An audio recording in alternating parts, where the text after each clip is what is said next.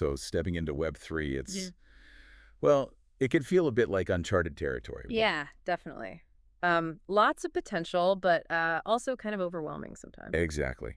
And you've given us this really interesting set of sources about a project called Moonsters. Mm-hmm. So for this deep dive, our mission really is to cut through the noise. Let's try and figure out why someone might actually, invest their time, energy, maybe resources into this particular community. Makes sense. It's a crowded space. It is.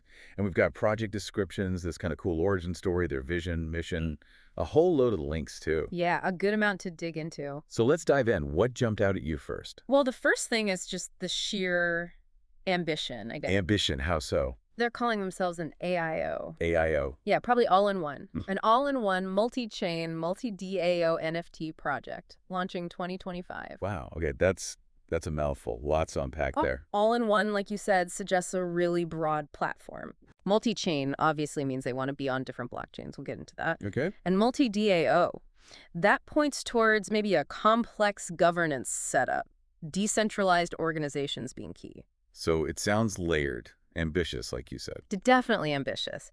And sort of underpinning all that, 10,000 animated NFTs. Right. The art. They mentioned ultra high quality, visually stunning. Yeah, they're clearly going for that strong visual hook. But, it's not just about looking good, is it? No, absolutely not. And they say that right away. They promise unparalleled benefits, tools, and rewarding utilities for the holders. Which is crucial. Totally. In the NFT world, utility often decides if something sticks around, right? Beyond just the pretty picture. Exactly. What does it do for you? And they're starting on Solana, known for speed, low fees. Yep, solid technical base. But yeah, their vision goes way beyond just Solana. Okay, let's talk about that multi-chain aspect then, because that sounds significant. It really does. Their goal, they say, is migrating across every notable blockchain that supports NFTs. Every notable one. That's a huge undertaking. It is. And the reason they give is interesting. It's not just about reach. They want to, quote, unite all great builders, traders, influencers, projects, and teams from different blockchain communities. Huh. So bridging the gaps between different ecosystems? Kind of, yeah. And for someone listening, trying to get a broad understanding of Web3, this approach could offer a really wide view, Yeah, you wouldn't be stuck in just one corner of the space. Precisely. And they explicitly mention interoperability, that ability for chains to talk to each other as being core to their whole strategy.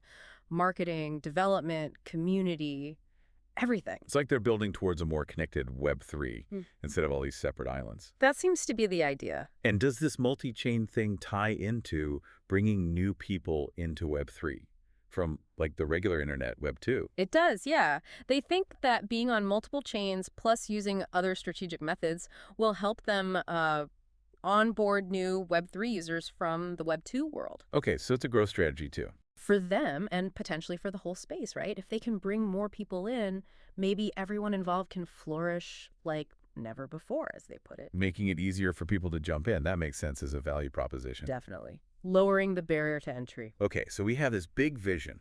Connected, growing Web3, facilitated by Moonsters.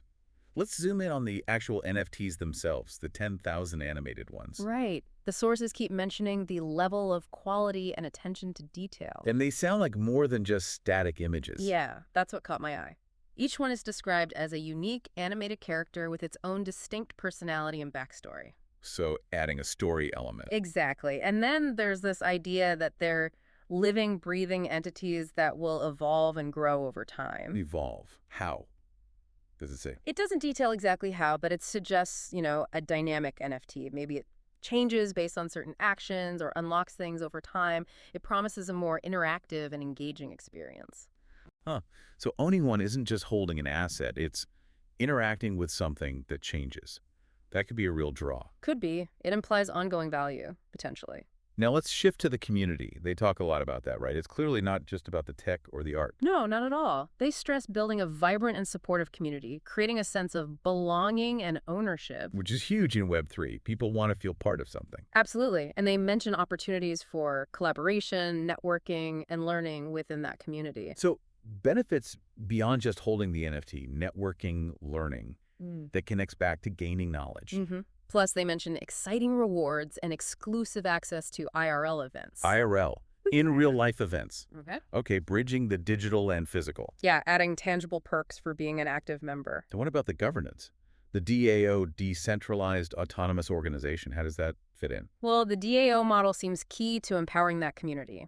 It lets holders vote on proposals, manage funds, and participate in decision-making. So the community actually steers the ship to some extent. That's the idea. A direct say in the project's future. That fosters real ownership, not just being a passive holder. Right, you're invested quite literally in its direction. Okay. Now, we have to talk about this narrative piece, the Moonsters tale. Ah, yes. The soul saver. This degen trader turned evil, diabolic Web3 vigilante. I mean, wow. Let's get into that. It's definitely memorable. Understatement. So, the story goes, the soul saver character got burned by scams, maybe centralized platforms. Mentions FTX, Terra Luna. Oof, yeah. Pain points for many in Web3. Right? And now seeks revenge against the bad actors.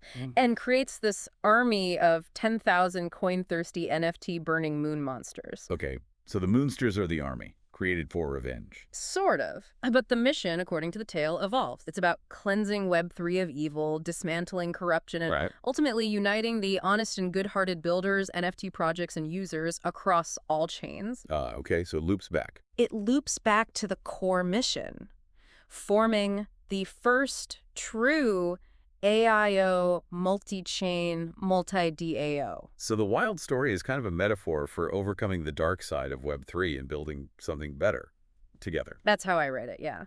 It's a narrative vehicle for their core message of unity and cleaning up the space.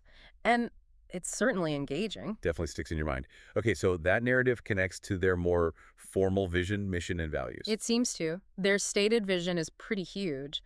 To become a notable leader in the animated art, NFT, and entire Web3 space. The leader across the entire space. Yep. Integrating blockchains using Web2 and Web3 strategies with long-term plans to be one of the biggest companies globally. Wow, okay. No shortage of ambition there. Not at all. And the mission supports that. It's about strategic partnerships, expanding the brand, creating unique opportunities for holders, taking the Moonsters IP worldwide. So focusing on delivering real, tangible value back to the people who hold the NFTs. Seems to be the focus. And they reiterate their core goals, delivering top-tier art, building a respected and, interestingly, compassionate company. Compassionate. That's not a word you hear every day in corporate visions. No, it stands out. And implementing those innovative strategies to connect users across chains, drive Web3 adoption, provide tools, and a welcoming community. It's all interconnected. And what about their values? Do those align? They seem to. Innovation, enhancing what is here or building what is needed, transparency, being open about non-DAO decisions, interoperability, hitting that point again. Right, it's everywhere. Loyalty, this one's interesting. Only break bread and level up with good people. Evil has no place in our space. Pretty strong stance. Yeah, drawing a line in the sand. And finally, standing for beliefs. Growth doesn't come from comfort zones. So it paints a picture of a principled, ambitious project. Okay. Now, for someone listening maybe newer to Web3 or wanting to get deeper, they mentioned a Moonsters Web3 guide created by the Soul Saver. Yeah, this looks potentially really useful. It's specifically designed, they say, to help onboard new users and educate existing ones about navigating this multi-chain world. So practical help. What's in it? It covers getting set up, lists useful sites and tools, info on different blockchains, Solana, Aptos, AVAX, Base, Bitcoin runes, Cardano, Kronos, Ethereum, Hedera. Wow, quite a list. Yeah, very multi-chain focused. Also fundamentals like courses and guides, and then specific Moonsters project info like their moon paper and moon map. It really shows a commitment to education, doesn't it? Lowering that barrier we talked about. Providing value beyond just the NFT itself. Absolutely. It's like giving users the tools they need to actually participate fully in the ecosystem they're building. Almost like an investment in their users' understanding. And finally, they give us a whole bunch of links. Website, Discord, Project X, Twitter at X, Telegram, Instagram. Zeely, Subber, Atlas, even specific alpha channels on Telegram and a spreadsheet, and the Web3 guide link, of course. So tons of places for people to go and do their own homework, essentially. Exactly. They're putting the information out there, encouraging that due diligence. You can go check out the community, read the docs, see the activity for yourself. Okay, so let's try and tie this all together. Moonsters looks like, well, a very ambitious project. Definitely. High-quality art, yes, potentially evolving NFTs, but also this big vision for multi-chain connection. Right. Interoperability is a core theme. And a strong focus on community, backed by DAO governance, giving holders real power. Plus that unique, memorable origin story. And a clear commitment to education and onboarding, providing resources like that Web3 guide. It's trying to be a whole package. So for someone thinking about getting involved, maybe investing their time or resources, it seems the pitch is about more than just buying a cool piece of art. It really is. It's pitched as joining a potentially groundbreaking effort in multi-chain integration, being part of a community you can help shape through the DAO, and gaining knowledge, potentially getting access to tools and insights across different parts of Web3 because of that multi-chain approach. Exactly. The potential value seems multifaceted.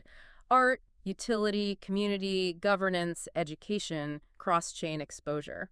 So a final thought then, maybe for you listening, given this whole vision, bridging chains, empowering users through DAOs, providing educational tools, what kind of future for these decentralized communities might Moonsters actually be helping to build? Yeah, and thinking about that, what could be the unique upsides, the unique benefits of getting involved early in something with that kind of cross-chain community-driven vision? Definitely something to mull over. And of course, we strongly encourage you, use those links provided. Go explore Moonsters for yourself, dig deeper, and form your own informed view.